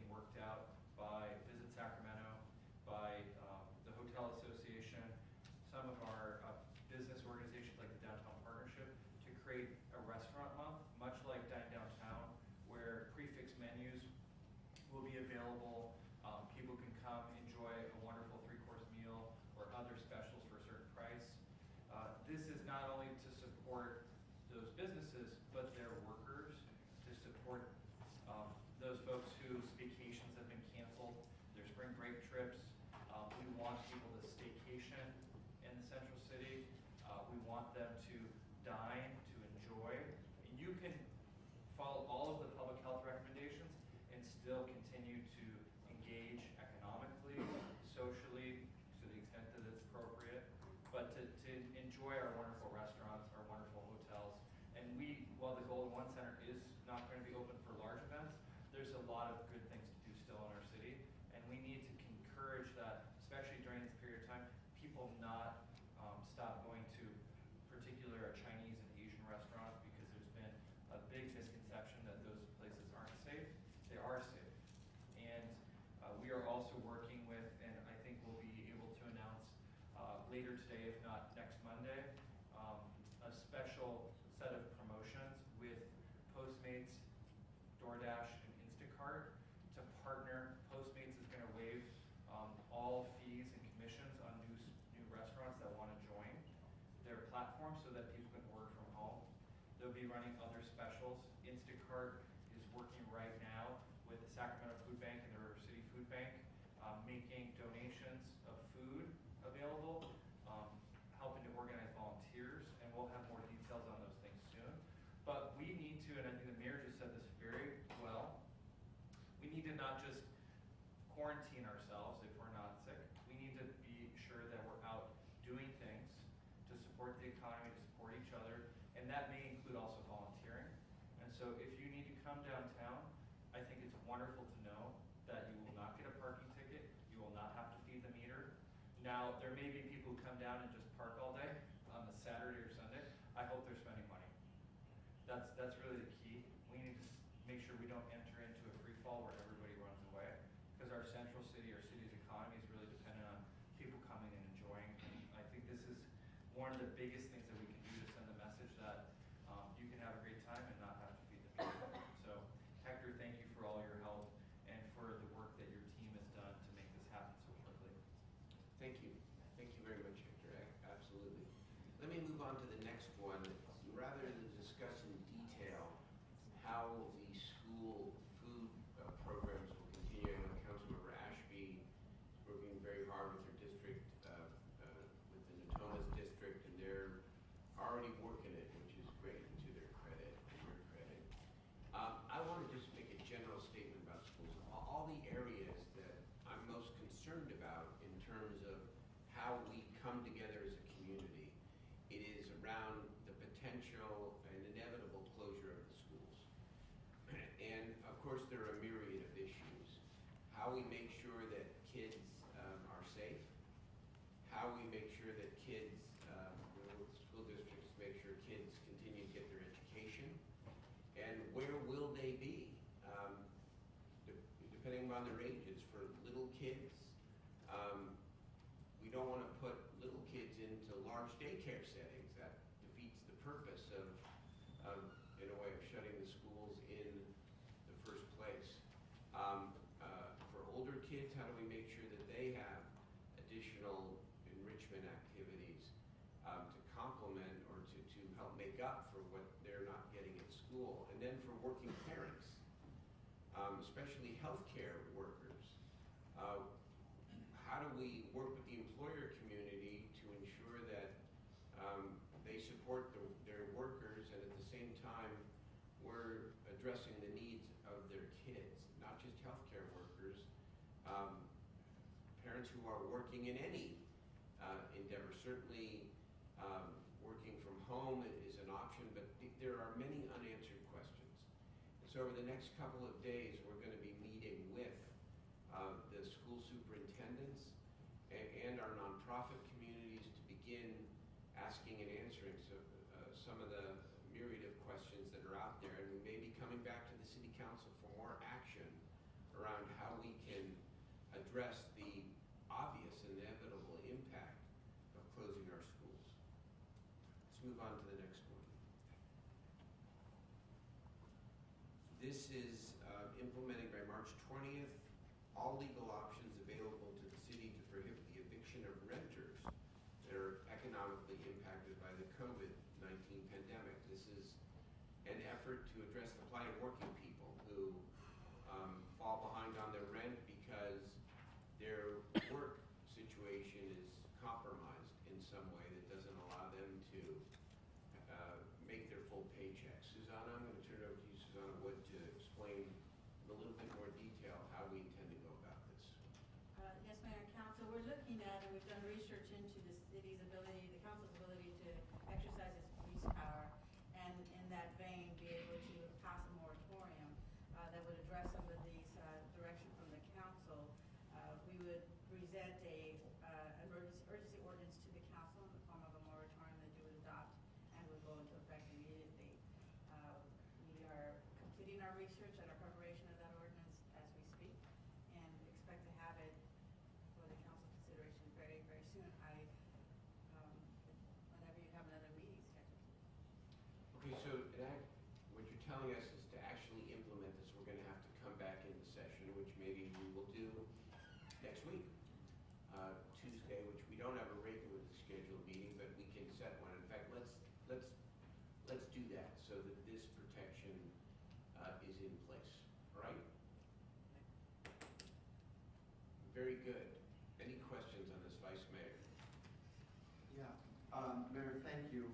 I know the Sacramento Association of Realtors sent us a memo about conditions in terms of putting in place an eviction moratorium. I think some of them have merit, so as we move forward with these discussions, Madam City Attorney, I'd like you to make sure that you have that memo and consider that as we build the emergency ordinance. Okay, thank you. Okay, Councilman Hanson. Thank you, Mayor. One of the things that is not yet in the declaration and we may need to add, I've just been watching California utilities, the IOUs, the investor-owned utilities, apparently are suspending non-payment shutoffs during this period. I'd like us to extend that to our city utilities as well. And Mr. City Manager, Madam City Attorney, I don't know if we need to add that here or if you can administratively do it under this declaration and then we come back and clean it up later. Mr. Manager? I believe we can do that administratively through my office. Okay. Okay, but are we making the decision to do that? Are you comfortable with that at this point? Okay. Assuming the council is, I mean, Yeah, it's not in of here. course. And we can add it to this if you like. We have language prepared just in case we can just do administrative. Yeah, I think there's enough flexibility. Okay. Yeah, I just want to make sure that our city utilities are in conformance with everyone else. I hope SMUD follows the same lead just in this period of time as well. But I think this is a significant thing here. I don't want to underplay it because it's another area of relief for people to know that if they do fall behind on their city utility bills, that we're not going to shut them off. That's really, really important. So thank you. Thank you. All right. We'll be back on Tuesday then to formalize the ordinance on unfair evictions. Let's go to the next item, and that is Daniel Bowers on the $250,000 to purchase and distribute emergency sanitation. Go ahead.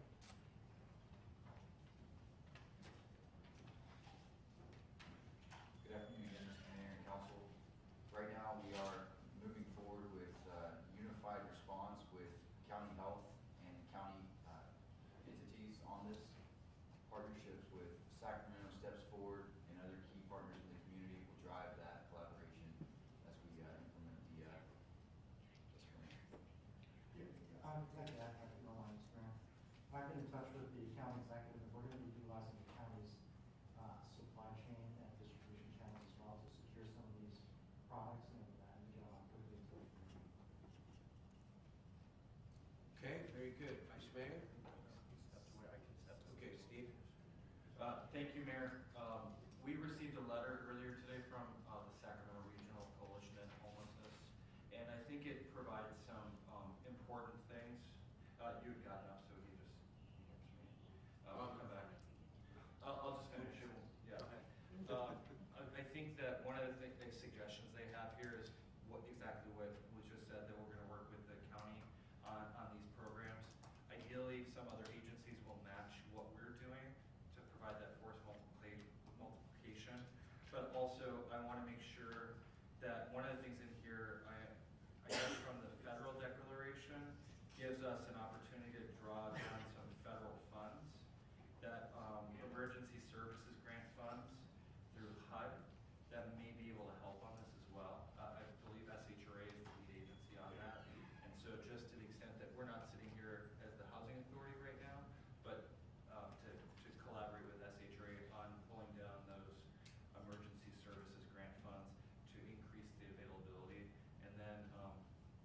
Mr. Harris will probably talk about bathrooms and stuff like that, given the impacts on the River District. But I know we're working to construct our new restroom in Chavez Plaza, but that won't be done in the immediate time. So if we do need to look at some temporary bathroom facilities, I'd like to support and collaborate with you on those.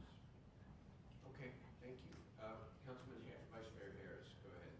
Thank you, Mayor, for getting back to me. Daniel, you know, we implemented the Pit Stop program a couple of years back, actually it's 2016, and we still have that facility. I would like to make you aware of that we have that, and we may want to mobilize that facility as part of our response to the homelessness. The other thing I wanted to say is the preponderance of shelter beds are in the River District, and many of our homeless residents are living in very close proximity to each other, often bunk beds, 4 to a cubicle. So a perfect way for this virus to be transmitted easily amongst the population. I think we need to have a focused response on what would happen if there was viral outbreak in one of our homeless shelters. Again, because we have potentially a facility available to us in District 3, that might be one way to deal with this. But we need to be at least cognizant of the fact that in shelter situations, people are living in very close proximity. So, you know, the social distancing is really not happening in those facilities currently. Right, Terry, and that's why it's so. Thanks. You may notice that Emily Hopkins is not here right now. Chris Conlon, Assistant City Manager for Public Safety.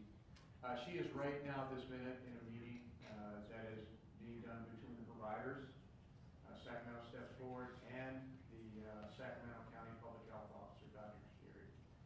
They were talking about exactly the concerns that you just expressed. There has been guidance released from CDC that addresses what to do in these shelters, so Dr. Sherry is giving some more guidance to them. One of the things that this money that you are providing will allow us to do is some of what Mr. Bowers was talking about earlier.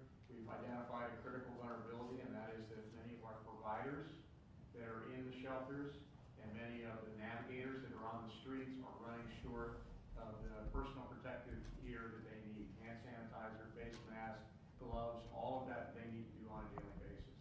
So one of the first priorities is going to be to get them that gear so that within those shelters they can stay protected. And then also for some of their personnel that perhaps have symptoms, they can also provide them that protective gear so that they're not transmitting the disease. Chris, thank you for that forward thinking. This is a really important piece. Bear in mind the Pit Stop facility is available. Additionally, the Sacramento Groundwater Authority has received $100,000 from the state to purchase another mobile lavatory and toilet and potentially showers as well. So we might be able to avail ourselves of that possibility while we do mobile sanitation for the homeless population. Thank you. And as some of you are aware, we've also had some private groups that have asked to install facilities. We are considering those permits. We're looking at them, and that's another way that we're getting at the same problem, is to look at those, and where they make sense, we're allowing them to be installed. Thank you very much. Thank you. Councilmember Guerra. Thank you, Mr. Mayor. Don't leave yet. I think that was a good segue into my question, because we've been reaching out to some folks, and also volunteers and community members have been asking how they can help, particularly in this situation. And what I'd like to make sure, I know we've sent some volunteers your way to Mr. Bowers, who want to help distribute and support the needs that those experiencing homelessness have at the moment. But one, I think encouraging those who want to volunteer have a coordinated approach, and also how they can protect themselves as well and follow the same health practices. I think we want to make sure that they're also protected while they're trying to help people out. So I guess the question is, what is the best mechanism with the county and the city that we can direct volunteers, other than just inundating your office? Right. Is there a process that you're working with Sacramento Step Forward as a central regional place for folks to volunteer to help out in this effort? Well, I don't think they go wrong by that, nor do they go wrong with communicating with some of the many. There's up to 30 service organizations that are around the city that are doing this work. And I know that Mr. Bowers is getting ready to put together a meeting with a lot of those for talking about distribution of some of these supplies. But once we get that list set, we'd be happy to share that with all of the offices and allow those volunteers to join in with it. You're exactly right, Council Member. What we don't want to do is have people kind of running out doing stuff on their own, perhaps without the right protection out there. But certainly, the things that people need in this kind of a crisis are things like sanitation. They need to be able to clean their hands. That helps them a lot. Wipes help them a lot, things like that. I know quite often the temptation for people, if they see our homeless on the streets, is to give them food. Not a particularly good idea in a crisis like this because that's a transmission source. We want to be very, very careful with that. So far better to give them the ability to clean themselves, to give them soap, to give them hand wipes, to give them things like sanitation juice to put on their hands than to give them a sandwich at this point. Well, thank you. And I think to the mayor's point that, the city can't do this alone. And I think that if we can marshal the resources also from, say, our partners at Sacramento Area Congregation together. I know many of the parishes also support folks who are experiencing homelessness, but making sure that we're getting them that guidance and directing them to maximize our effort, I think is going to help us well. But absolutely. Well, thank you for answering that question. Thank you. Excellent. Councilmember Ashby. Mayor, I have just a couple of quick things. First of all, I wanted to thank these two. As we're talking today, and I know a lot of people are paying attention and wanting to know the up-to-dates of what's happening around the city, and things are changing all the time. And one of the things we've talked a lot about is partnerships, and we have some going, and I'm very proud of you for those. I want folks to know that we're in extraordinary levels of communication with our neighboring counties and school districts and the state and also the healthcare providers. And what some of those partnerships look like, the healthcare providers in this region are notoriously generous and have helped us many times over with shelters or whatever crisis we're in at any time. But on occasion, the city has the opportunity to help the healthcare providers too. And I just want to thank the two of you for spearheading an effort to help Sutter, particularly their emergency room, when they did not have enough masks, when there was a shortage. It was the city of Sacramento with the Howard Chan and the Office of Emergency Management that stepped in and provided, I'm actually not sure how many masks. You want to say something about that? We've done several resource requests to hospitals here inside the city of Sacramento, and we've also helped them out, extending beyond to Yolo County in coordination with Sacramento County, of course. And I mentioned it earlier about surging personal protective equipment, including masks, out to first responders. But we gave them additional ones, not just for them, but also in case they came upon somebody who was exhibiting symptoms, so they could put a mask on them so that they did have to transport that person to a higher level of care. We know that the best way to mitigate that spread is to have that individual who's sick themselves have a mask on them. So we've taken that initiative as well. Thank you very much. I just want folks to have a certain level of comfort that there's a lot of effort in the background to work together, even on the details. And then I also wanted to let my colleagues know that it sounds like we might get an announcement out of Sacramento County Office of Education here shortly that the school districts will all be shutting down for, I think, 3 weeks. 3 weeks. I think there's maybe some clarity around Sac City Unified, but the Placer County and Sac County have agreed to this jointly. So this is great. I'm very proud of our council and everyone up here for so proactively trying to stay out in front of this, which is really, largely led by our Office of Emergency Management. But I have received nothing but positive comments from folks pleased with the city of Sacramento trying very hard to wrap our arms around each one of these issues that are impacted, whether it's our school districts or the homeless population or the children or the meals. I'm very proud to be a part of this council on this day, so thank you. Thank you. Thank you. Councilman Jennings. Thank you, Mayor. Just want to make sure that I understand the robust education opportunity that we have here, and that we have a plan to educate those who we're trying to give supplies to. and that we're not just giving them supplies, but we're also educating them on ways not to transmit the disease. And I just want to make sure we understand that, because if not, then we don't take advantage of the many volunteers that we have and the many community-based partners that we have. And so I just want to know that we have a robust educational campaign that's going out with these type of supplies. Yes, sir. And one of the inclusions in the kits that we were planning to give out to our unsheltered population, particularly the homeless, in addition to what Chris Conlon said about the hygiene supplies, is there would be a card in there based off the latest CDC guidance and public health awareness messaging to them. Notably, what to do if you exhibit symptoms, who to call, how to do that, and then also what some of the symptoms are, so that they have an idea of what they're dealing with.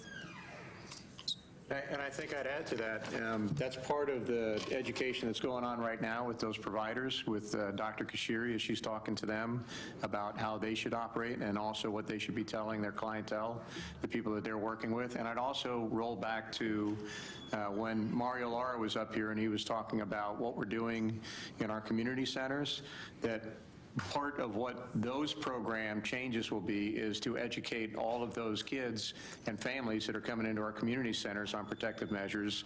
Same as being done in my discussions with Richard Dana about the pop-ups. That's exactly what they're going to do with the pop-ups too.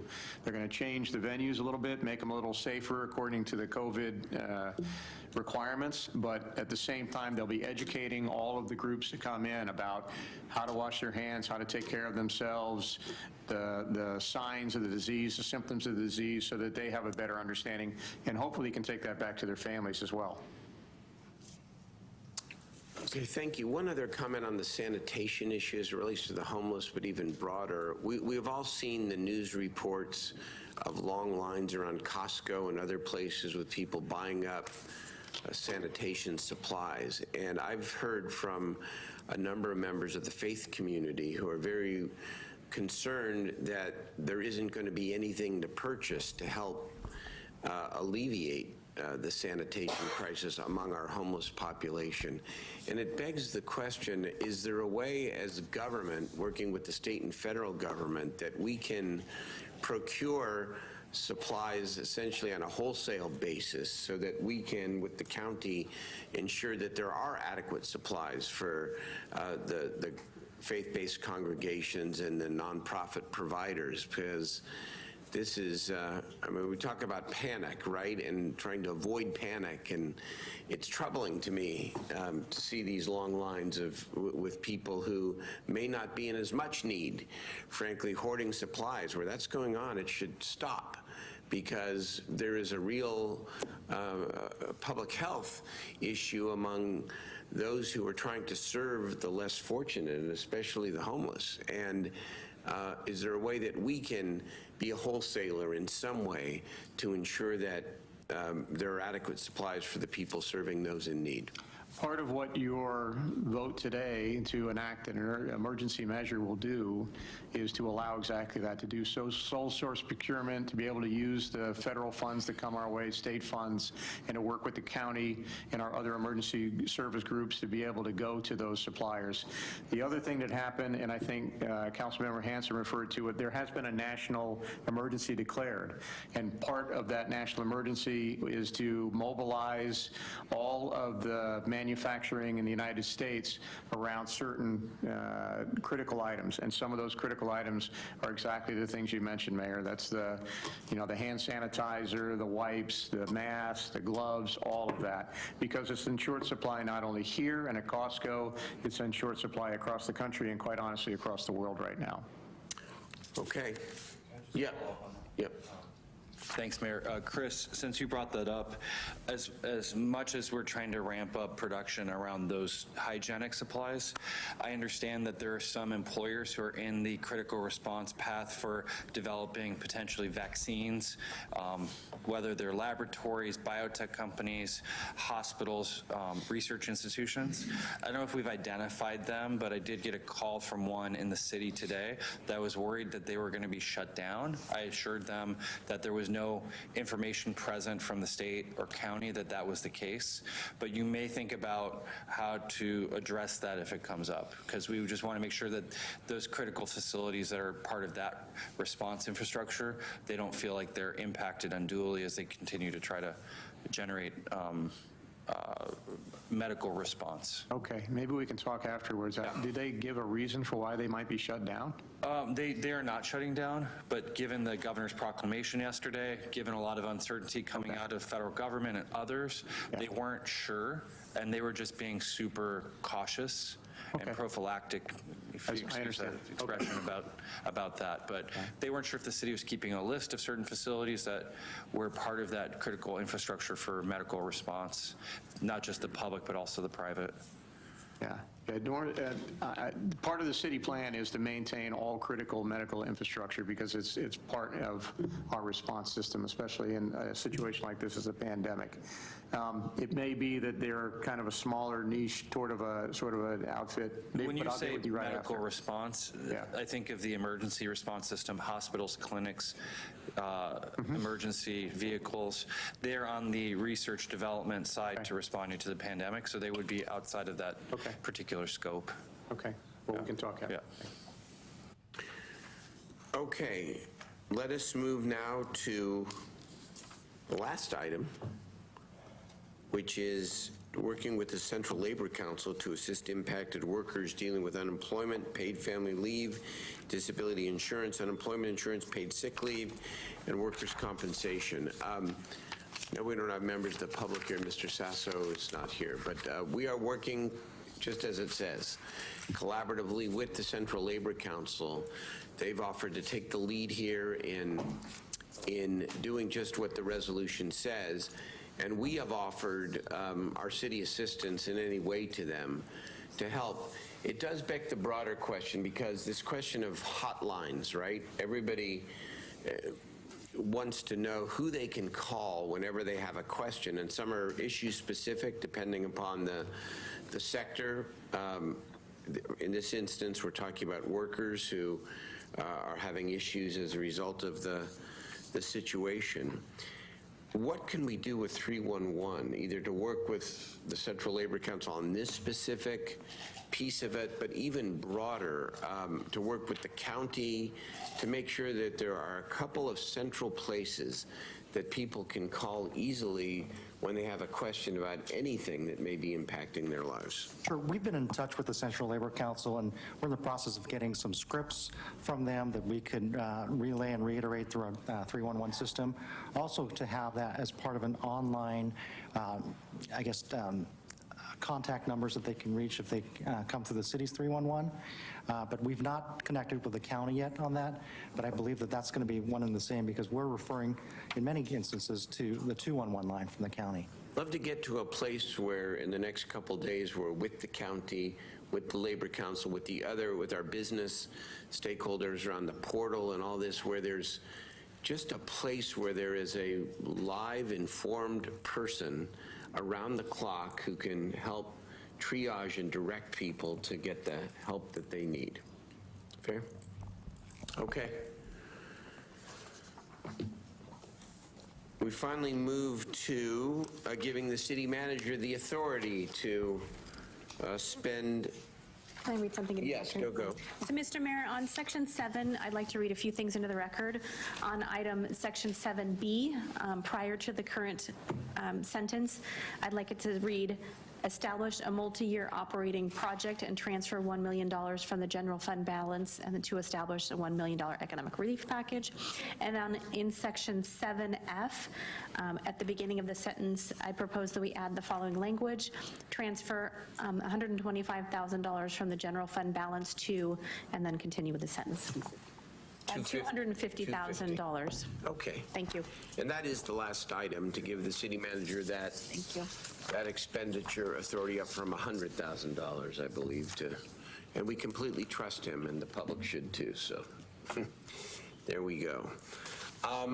That is the resolution. I do have one other broader item I want to discuss. Is there, Councilman Warren, on the subject? Go ahead. Thank you, Mr. Mayor. I brought up yesterday the idea of extending project approvals for an additional year in light of what's taking place in a number of the financial markets are gyrating.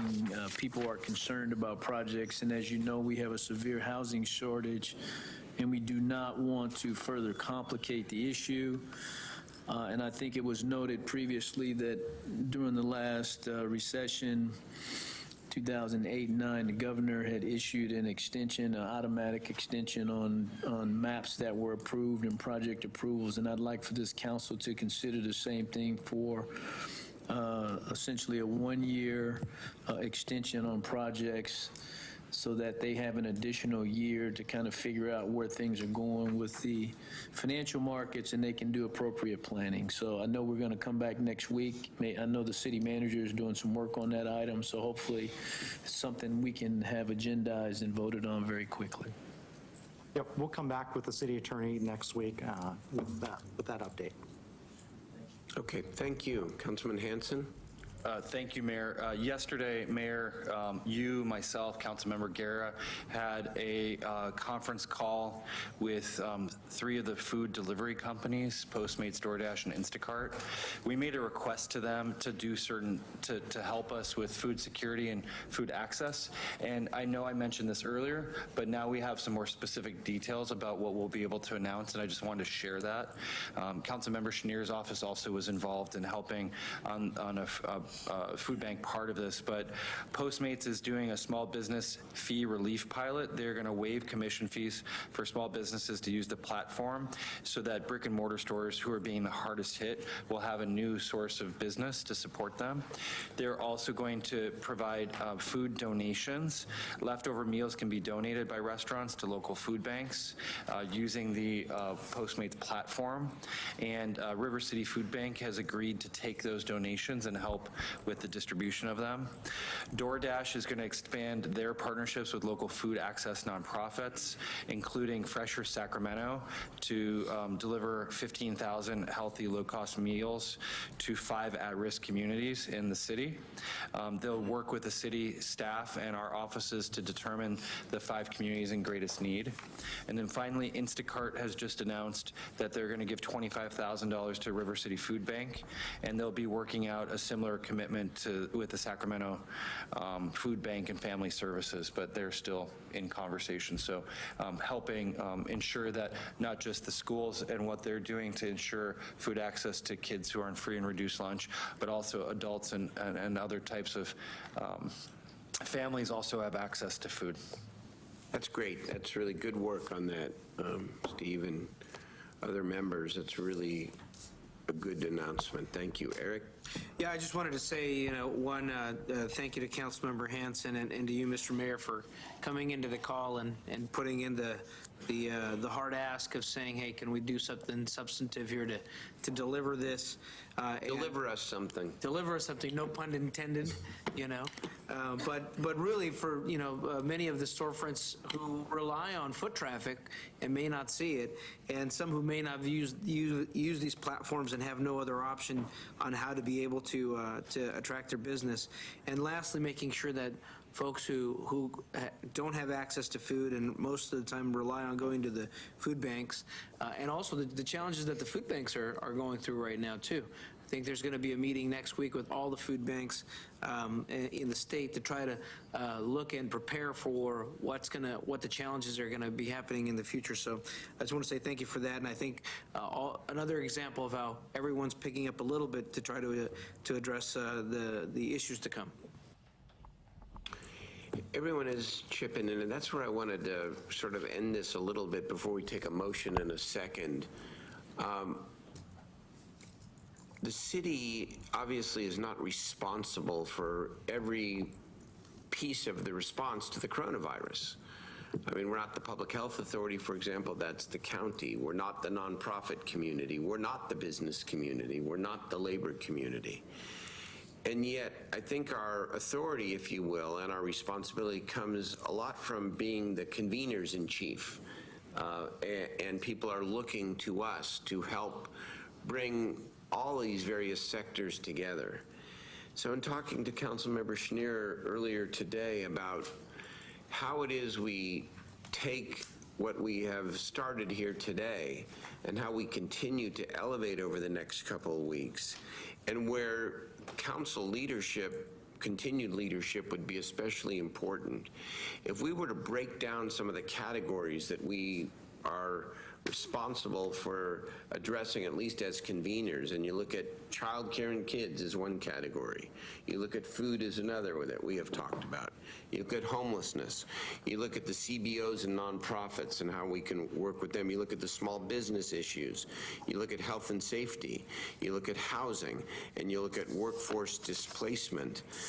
If we were to break this down, and I don't know whether we need 8 categories or not, but in the several categories, and I were to ask each of the council members who had the time and the ability to lead one of these task forces and convene the various stakeholders and to help work with our city teams and our other and our community stakeholders to try to drive what we, courtesy of Councilmember Chenier in his office, and we're to drive towards more action in each of these categories, I think it would be helpful. I know I'm doing a lot of convening. That's sort of my job and my role here now. Like I said, this weekend we're going to be meeting with the school district superintendents. The decision has been made to shut the schools for at least 3 weeks in the Sacramento area. And the next question is, what are the impacts and how do we mitigate those impacts? So we're going to convene around that over the weekend. We don't have to make these decisions right now, but I would like to talk to you individually and see if any of these categories capture your attention and interest, and whether or not any of you would want to lead any of these particular categories and become the conveners in chief here. Not meeting to meet, because we all have enough meetings, but to actually take the lead and help us as we are all trying to address the various strands of this crisis. Vice Mayor? Jay, do you want to say anything about this? I'm going to turn to Jay first, then I'll... So, thanks, Mayor. I'll be brief on this. This kind of came out of a call that I got from one of our providers saying, I'm getting calls from too many people, and I'm not quite sure how to deal with that. We don't really have a hub, and as I was kind of thinking, you know, we're doing a lot of scattershot stuff, all good, but how do we structure the work that we do so that we can be really effective?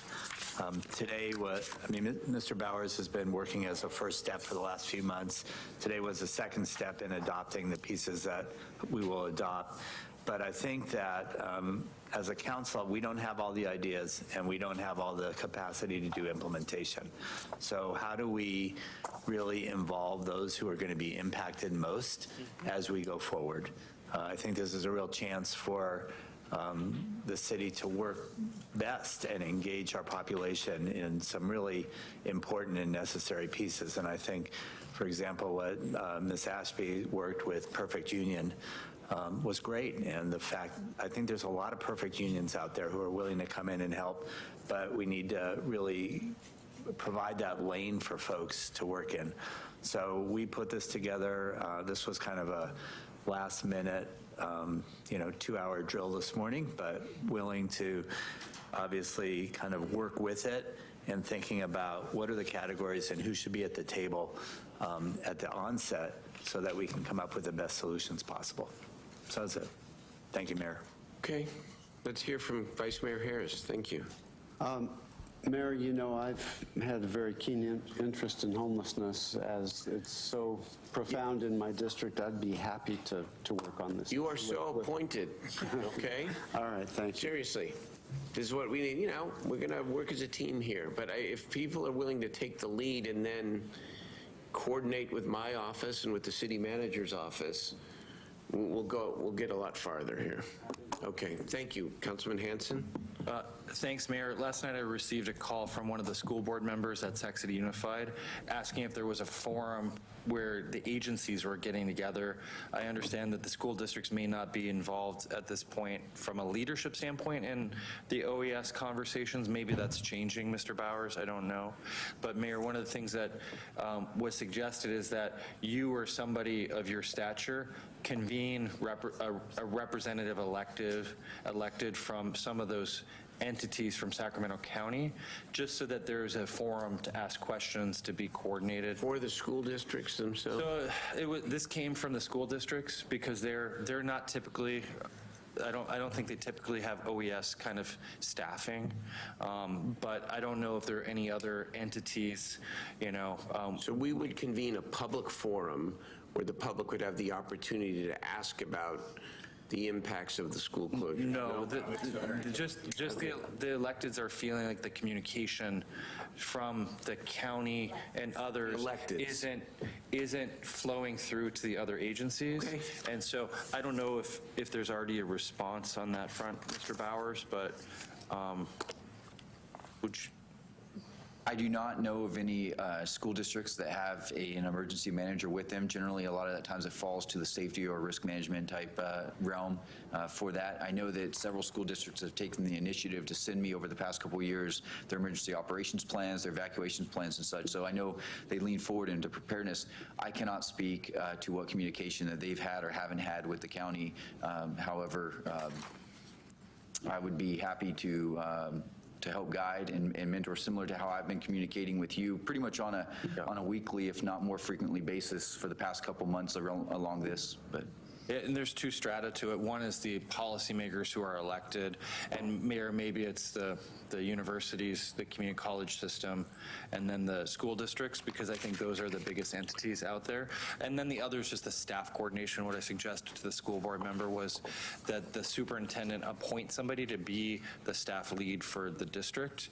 I don't know if that's what's going to happen, but that was what I suggested, so you would be able to coordinate with. We'll take that up this weekend in these conversations around schools, because that's what the weekend is going to be about. And then just on this proposal from Councilmember Chenier, I am very interested in helping to make sure that this small business program works.